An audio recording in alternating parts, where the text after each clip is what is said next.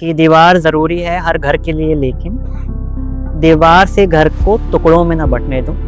हँसते हुए चेहरे हों, अपने हों सभी जिसमें, तस्वीर कोई ऐसी दीवार पे सजने। हेरिटेज को जानना है तो आप शहरों में जाएं, लोगों से मिलें। यहाँ का कल्चर ही सबसे बड़ी एक एसेट है। 2-3 साल पहले तक लोग डॉक्यूमेंटेशन पे ज्यादा तवज्जो दे रहे थे। And I'm against the idea of museums. These wires now look like as a problem, but back then that was a solution. और जिस तरीके से आप पुरानी दिल्ली को देखते हैं, वो लेंस उनका डेवलप नहीं हुआ। एक प्लेटफॉर्म के थ्रू लेकर आ रहे हैं, which is Tales of City. Everyday heritage का सवाल थोड़ा अलग है।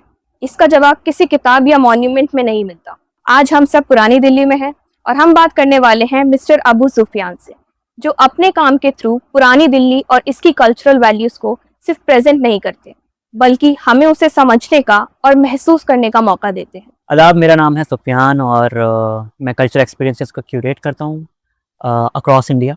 इस तरीके से आप लोकल कम्युनिटीज़ को एंगेज कर सकते हैं in a meaningful sustainable cultural experiences.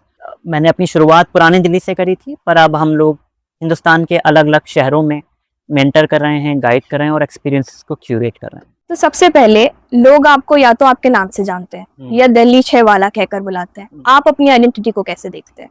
मेरी आइडेंटिटी शेप अप हुई है पिछले 10-12 साल में, तो एक पूरी जर्नी है। How an engineer turn data analyst, marketing consultant, now completely into the cultural experience curation and all. तो मैं अपने आप को as a cultural experience curator देखता हूँ और वो एक जर्नी है जो ओवर द इयर्स डेवलप हुई है। जैसे आपने बताया कि you have been through like engineering, data analyst, ये जो आपकी जर्नी का ट्रांजिशन हुआ है काफी इंटरेस्टिंग साउंड करता है। तो आप इसके बारे में थोड़ा और समझाएंगे, मतलब किस तरीके से ये ट्रांजिशन हुआ in real life? There are various incident. पुरानी दिल्ली का जो आपका कल्चर है वो बहुत हैवीली आपके रहन सहन से काफी लिंक है, खाने के तौर तरीके सीजनल फूड से लिंक है, वो कल्चर में एम्बेड है और वो बहुत ज़्यादा, जैसे अब तो पूरा फ्लैट कल्चर आ गया, बट पहले हवेलियाँ हुआ करती थी। गलियों से लेके आपके देवड़ियों तक, सहन तक, छतों तक, हर एक हिस्से में कल्चर भरा पड़ा है और वो उसकी अपनी एक सिग्निफिकेंस है। और वो फेस्टिवल में भी दिखती है, आपके रोज़ाने के रहन सहन में भी दिखती है, आपकी बोलचाल में भी दिखती है, आपके ताल्लुकात में भी दिखती है और कस्टम्स में भी दिखती है। तो जब आप इन सारी चीज़ों के बीच में रह रहे होते हैं तो आप उन चीज़ों को उस नज़रिए से नहीं देख रहे होते जब तक आप उससे बाहर ना निकल जाएं। जैसे कहते हैं ना कि शतरंज के खेल में आप जब तक शतरंज खेल रहे हो तब तक आपको पता नहीं लगता कि आप क्या गलती कर रहे हो या कहाँ किस सिचुएशन में हो। आपको शतरंज को समझने के लिए, खेल को समझने के लिए आपको शतरंज के खेल से बाहर निकल के देखना पड़ेगा, तब आप दोनों पहलू देख पाओगे। तो जब तक मैं पुरानी दिल्ली में रह रहा था, I have never appreciated its culture, heritage, क्योंकि वो रहन सहन की चीज़ें थी और हालांकि वो एक अपने आप में एक एक्सपीरियंस था जो जब मैं पुरानी दिल्ली से बाहर निकला अपनी हायर एजुकेशन के लिए, इंजीनियरिंग के लिए, तब रियलाइज़ करा कि नहीं, यहाँ का कल्चर ही सबसे बड़ी एक एसेट है, एक एक्सपीरियंस है। और वो जब चीज़ें नहीं मिलती तब आपको रियलाइज़ होता है कि हम पीछे क्या छोड़ आए हैं। वो एक इंस्टिंक्ट था जिसने मोटिवेट करा पुरानी दिल्ली के बारे में जानने के लिए। तो और इंटरनेट पे बहुत कुछ अवेलेबल नहीं था। एक क्यूरेशन है जो कि स्टोरी टेलिंग के थ्रू कैसे हो सकती है, लोगों को कैसे कनेक्ट करा जा सकता है, किस तरीके से आप एक ब्रिज बन सकते हैं किसी भी सोसाइटी के अंदर। एंड वही आपको एक इंजीनियरिंग की जर्नी आपको सिखाती है। सो इंजीनियरिंग आपको टेक्निकली इतना शार्प कर देती है एनालिटिकल थिंकिंग में, प्रॉब्लम सॉल्विंग में, कि आपके लिए एक आम प्रॉब्लम नहीं रहती है, आप उसको ब्रिज करने में लग जाते हो। जब कम्युनिटीज मूव करती हैं तो जो लोग आते हैं उन जगहों के ऊपर रहने के लिए, उनको उसकी सिग्निफिकेंस नहीं पता होती क्या है, इम्पोर्टेंस क्या है। तो वो उन 4 सालों में दिल्ली में हुआ और जब मैं भी वापस आया तो मैंने वो दिल्ली को उस तरीके से नहीं पाया जिस तरीके से दिल्ली होनी चाहिए थी, जैसा मैं छोड़कर गया था। और वो एक मुझे गैप लगा। फिर वहाँ से एक कहानी शुरू हुई। अभी हम बैठे हुए हैं हजरत शाह वलीउल्लाह पब्लिक लाइब्रेरी के अंदर। मैंने एक ब्लॉग स्टार्ट करा था पुरानी दिल्ली वालों की बातें अपने कॉलेज के अंदर ही। तो बहुत सारे पुरानी दिल्ली के लोगों ने, डायस्पोरा ने मुझे फॉलो करना शुरू करा और एक फॉलोवर जो यहाँ की भी मेंबर थी, उन्होंने मैसेज करा कि इस तरीके से पुरानी दिल्ली में लाइब्रेरी है। तो मैं पहली बार इस लाइब्रेरी, जब मैं वापस आया अपनी ट्रेनिंग के लिए, तो मैंने इस लाइब्रेरी को विजिट करा। तो इस लाइब्रेरी ने काफ़ी कंट्रीब्यूट करा है इस पूरी जर्नी को शेप अप करने के लिए। तो जैसे आपने बोला कि कुछ चीज़ें इतनी आम हो जाती हैं कि जब हम वहाँ रह रहे होते हैं तो हम उसे नोटिस नहीं करते। तो हमारे प्लेटफॉर्म का भी बेसिकली यही मोटिव है कि हम एवरीडे हेरिटेज को लोगों को इंट्रोड्यूस कर पाएं। सब देखते हैं अपने शहर के बारे में, समझते हैं, बट उसको एक्नॉलेज नहीं करते, like heritage as an heritage consider नहीं करते। तो हम भी पुरानी दिल्ली में बहुत आए हैं। हमने पिछली 2 वीडियोस में पुरानी दिल्ली की गलियां, यहाँ की मार्केट्स एक्सप्लोर की हैं। तो कई चीजें हैं जो मिस आउट हो जाती हैं ऑन डेली बेसिस। तो आपको क्या लगता है कि मतलब कोई रूटीन, कोई मतलब हमारी कल्चरल हेरिटेज जो बहुत पिछले सालों से चलती आ रही है, पुरानी दिल्ली की क्विजीन हो गई या गलियां या मार्केट्स, जो दूर से हमें रैंडम लगती है बट हम जब करीब जाके देखते हैं तो वहाँ में ऐसी लाइब्रेरी छुपी होती है। तो हेरिटेज कभी भी उसके बड़े मॉन्यूमेंट से नहीं बनता या उसके दरो दीवार से नहीं बनता। वो एक रेफरेंस पॉइंट हो सकता है, ये जगह इस दौर से गुजरी है और उस दौर का ये रेफरेंस पॉइंट है। हेरिटेज का एक स्ट्रक्चर का बस इतना ही कंट्रीब्यूशन होता है, बट जो मेजर एक सिस्टम बनता है या कल्चर बनता है वो वहाँ के लोगों के से बनता है, वहाँ के कस्टम से बनता है। मिसाल के तौर के ऊपर अगर मैं आपको जामा मस्जिद की बात करूँ तो जामा मस्जिद पे कोई भी टूरिस्ट आता है वो देखता है कि हाँ जी, लाल पत्थर की एक मस्जिद है, कोर्टयार्ड है, 3 गुंबद हैं, इतने मजदूरों ने बनाई थी, इतनी कॉस्ट लगी थी, इतना बड़ा आर्किटेक्चर है। पर as someone who is living here, उसने जामा मस्जिद की ये हिस्ट्री जानी ही नहीं थी। ईद के ऊपर हम लोग जामा मस्जिद पे नमाज पढ़ने जाते हैं। जामा मस्जिद मेरा जाना आम दिनों में इसलिए होता था कि घर में कोई बीमार पड़ गया तो दादी या नानी अक्सर बोलती थी कि 7 कुएं का पानी ले आओ। 7 कुएं के पानी में से एक पानी जो है आपका जामा मस्जिद के हौज का भी होता था। तो वो एक टोटका होता था जो जिसके एक मेडिसिनल यूज होते थे, क्योंकि कुएं वो इतने गहरे होते थे और पानी की तासीर इतनी वो होती थी कि आपकी जो भी स्किन डिजीजेज हैं वो उस पानी से क्योर हो जाती थी। दूसरा, हर जुम्मेरात को यहाँ की जो आम खवातीन हैं वो जामा मस्जिद जाती थी और वहाँ पे अक्सर कुरान खानियाँ, वाज, इस तरीके की चीजें होती थी। तो हमने जामा मस्जिद को उस पर्सपेक्टिव से देखा है। मतलब जामा मस्जिद किसने बनाई वो शायद मैं जब तक 24 साल का नहीं हो गया था तब तक नहीं जाना। जब मैं हिस्ट्री में ब्रेक डाउन करा तब पता लगा अच्छा शाहजहां ने बनाई। मुझे इनफैक्ट ये भी नहीं मालूम था कि पुरानी दिल्ली को शाहजहानाबाद बोलते थे टिल माई कॉलेज डेज। आज आपको जामा मस्जिद के ऊपर वो कुरान खानियां नहीं मिलेंगी, वाज नहीं मिलेंगे। तो it is now more of a touristy place than a cultural spot. कि जो एक लोकल एंगेजमेंट जामा मस्जिद में होता था वो अब उतना नहीं रहा। तो वो एक सोशल स्पेस जो लोगों का था एज अ मस्जिद वो अब खत्म हो गया। पर हम भी ये कहते हैं कि हेरिटेज को जानना है तो आप शहरों में जाएं, लोगों से मिलें, उनको ऑब्जर्व करें। सो पर्सनली आप किस चीज से ज्यादा रेजोनेट करते हैं? मतलब जो चीजें आप देख पा रहे हैं या वही जो आपने बोला जो आप महसूस कर पा रहे हैं, या दोनों को कलेक्टिवली लेकर चलना चाहते हैं आप? आई थिंक सारी चीजों का एक कलेक्टिव एंगल होना बहुत जरूरी है कि when you are shaping a history और टेलिंग अ हिस्ट्री, उसमें सारे ही एलिमेंट होना चाहिए। क्योंकि आप सिर्फ जो बाहर से आ रहे हैं उसको उस शहर से रूबरू नहीं करा रहे, जो वहां पे रह रहे हैं उससे भी रूबरू करा रहे हैं। मेरी एम्पैथी अपने शहर के लिए या अपना प्राइड अपने शहर के लिए तब आया जब मैंने उसको टेक्निकल, हिस्टोरिकल और आर्किटेक्चरल हिस्ट्री को जाना। और फ्लेवर मेरी जिंदगी में ऑलरेडी था बट उस फ्लेवर को मैंने एंजॉय नहीं करा था। अब जो लोग टेक्निकल हेरिटेज और अपना हिस्टोरिकल हिस्ट्री को जानते हैं वो हिस्ट्री को सिर्फ एकेडमिक पर्पस से देखते हैं, फ्लेवर पर्पस से नहीं देखते। तो me on the intersection of everything I see myself as a bridge, जिसको ये फ्लेवर मालूम था,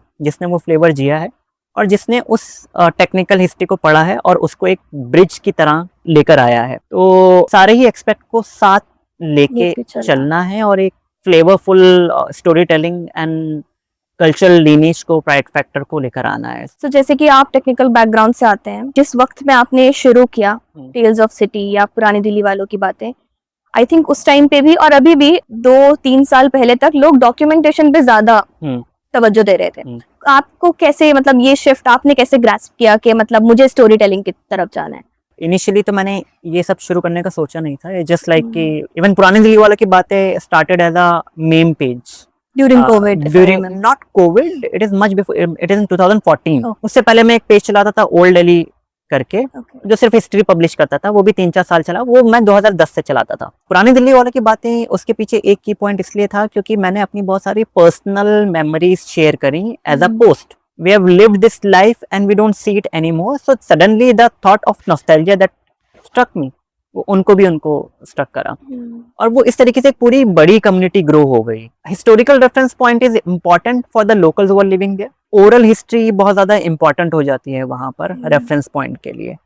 सो जैसे जब लोकल्स और लोकल कम्युनिटी की बात आती है तो उस कम्युनिटी में दो तरीके के लोग होते हैं। कुछ हम जैसे जो हेरिटेज, हिस्ट्री और उन सारी चीज़ों को अप्रिशिएट करते हैं, नोटिस करते हैं। बहुत से लोग इन चीज़ों को नोटिस नहीं कर पाते। आपको क्या लगता है कि क्या वजह है कि लोग आज भी, बहुत से लोग होंगे जो पुरानी दिल्ली में रह रहे हैं पर जिस तरीके से आप पुरानी दिल्ली को देखते हैं वो लेंस उनका डेवलप नहीं हुआ होगा? आई थिंक इंटरेस्ट की बात है और हमें उस इंटरेस्ट की रिस्पेक्ट भी करनी चाहिए। ज़रूरी नहीं कि हम सबको एक हिस्ट्री का चश्मा पहनाएं, क्योंकि हर एक इंसान की अपनी आइडेंटिटी यूनिक होती है और वो अपनी यूनिक आइडेंटिटी की वजह से एक अपने सराउंडिंग को शेप अप करता है। जैसे पुरानी दिल्ली में भी मतलब I can not associate my self with someone जो तुर्कमान गेट पे रह रहा है।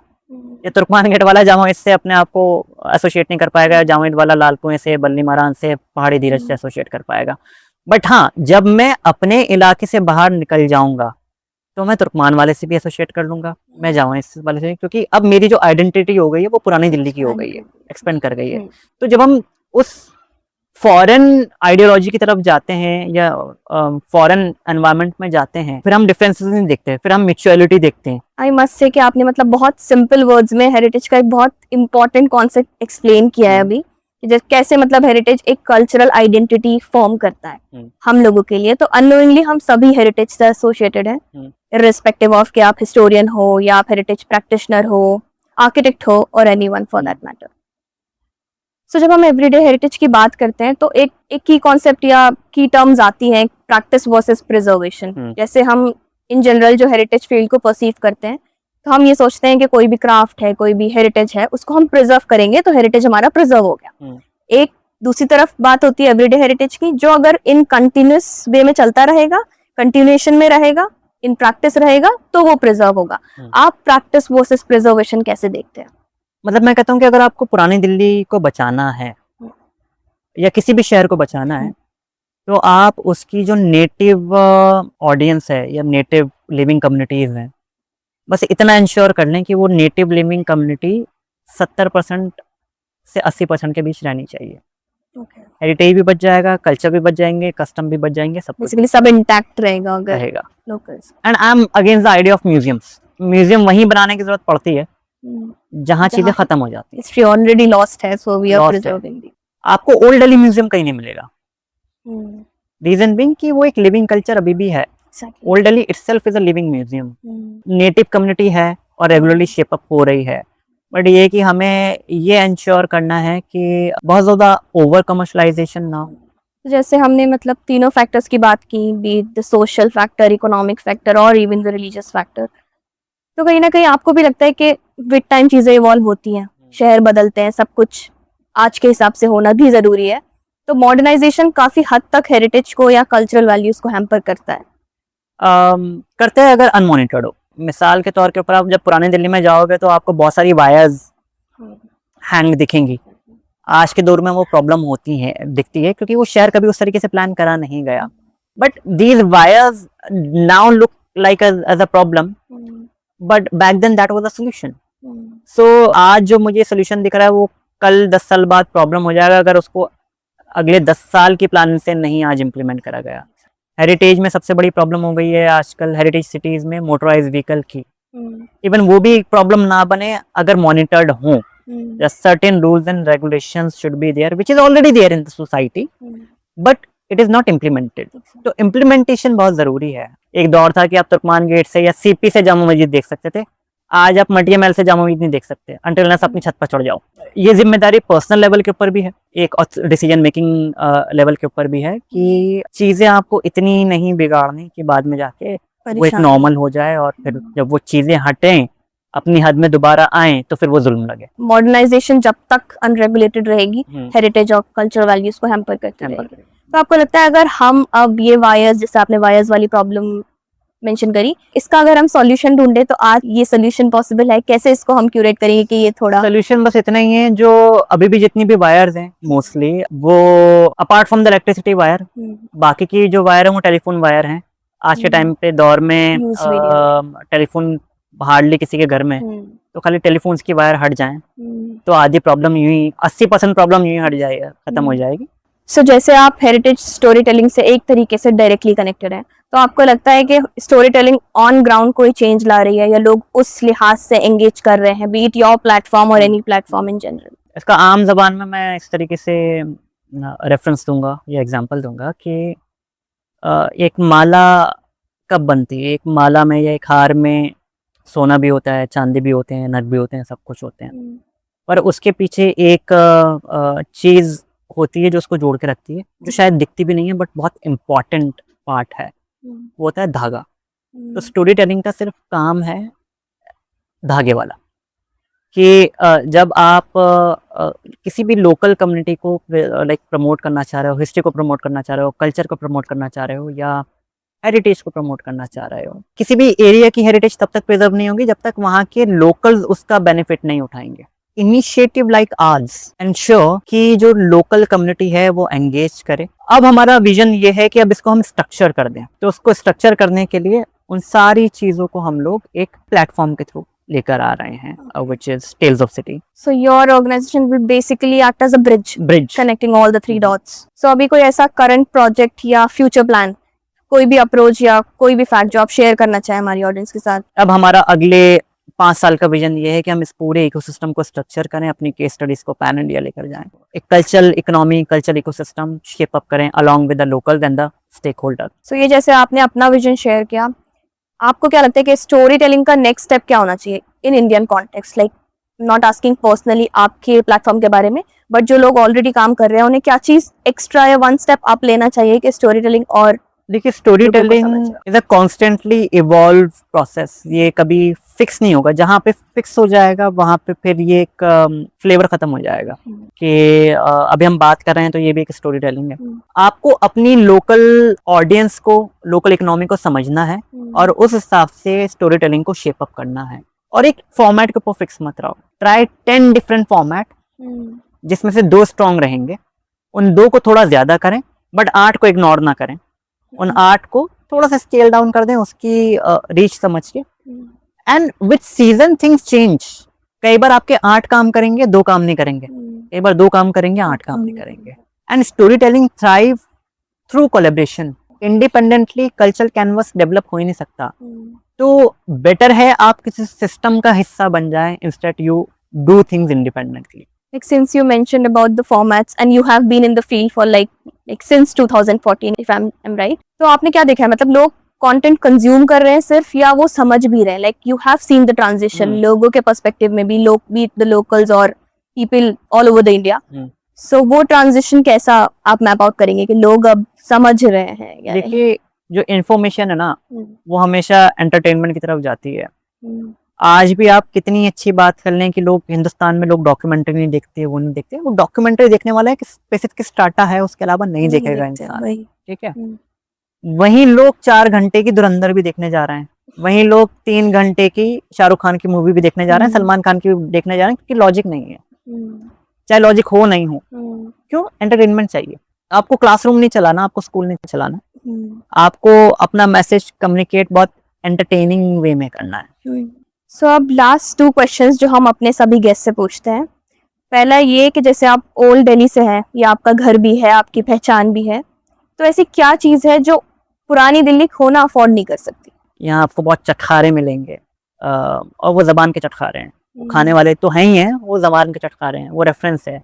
तो वो ह्यूमर ऐसी चीज़ है, वो ज़बान के चटखारे, रेफरेंस, खींचातानी ऐसी चीज़ है जो पुरानी दिल्ली खोना अफोर्ड नहीं कर सकता। वो पुरानी दिल्ली अपनी ज़बान और उसके चटखारे, उसकी तखल्लस और वो नुक्कड़ की कन्वर्सेशन, वो फ्रिक्शन, कंधे से कंधा टकराना, छज्जे से छज्जा मिला हुआ होना, वो तंग गलियाँ, ये शायद पुरानी दिल्ली खोना अफोर्ड नहीं कर सकता।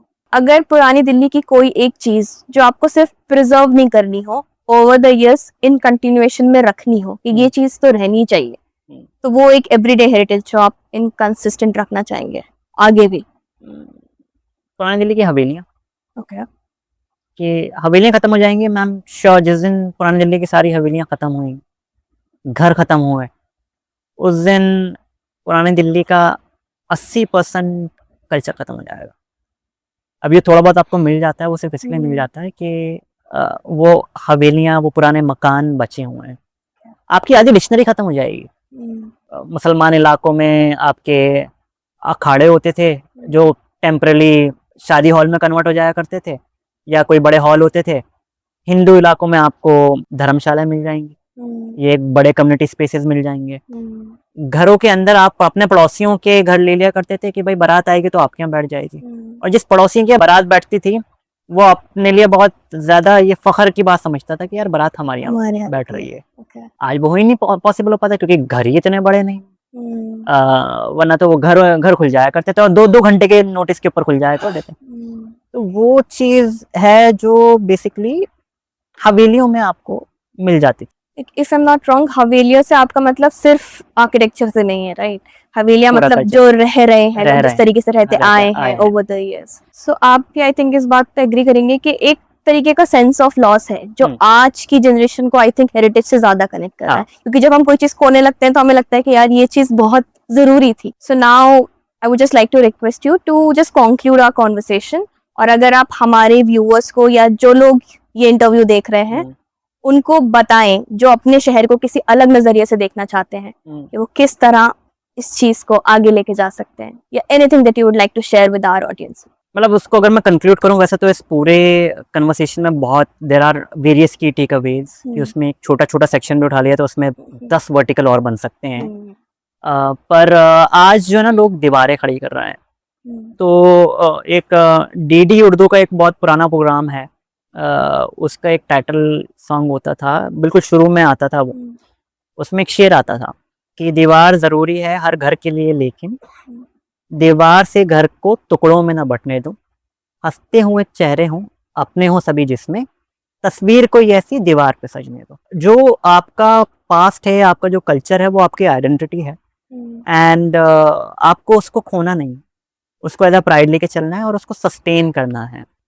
जहाँ आप किसी और के चश्मे से देखना शुरू करोगे तो आपका अपना नजरिया भी नहीं रहेगा, और जहाँ नजरिया बदल जाता है वहाँ आपकी आइडेंटिटी भी लॉस हो जाती है। I think you said it beautifully. Like if you want to look at things differently, आपको अपनी unique identity को intact रखना, I think this should be the priority.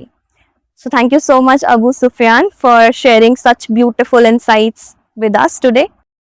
अगर आप पुरानी दिल्ली या कल्चरल हेरिटेज को हेडलाइंस और स्टीरियोटाइप से हटकर समझना चाहते हैं तो टेल्स ऑफ सिटी को जरूर फॉलो करें।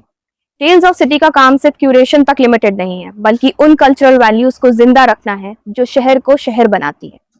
तो ये थी आपकी कहानी मेरी ज़बानी फॉर एवरीडे हेरिटेज कलेक्टिव, और इस तरीके के काफ़ी और कहानियाँ ये लोग लेके आने वाले हैं अपने यूट्यूब चैनल के ऊपर और बाकी सोशल मीडिया चैनल्स के ऊपर। तो इस तरह की बहुत सारी इंटरेस्टिंग कहानियाँ आप जानें उन लोगों से जो इस फील्ड में काम कर रहे हैं, और अगर आप ऐसे इंसान हैं जो इसमें अपना करियर बनाना चाहते हैं या एक मोटिवेशन ढूंढ रहे हैं, तो this is your 1 point channel to look eight.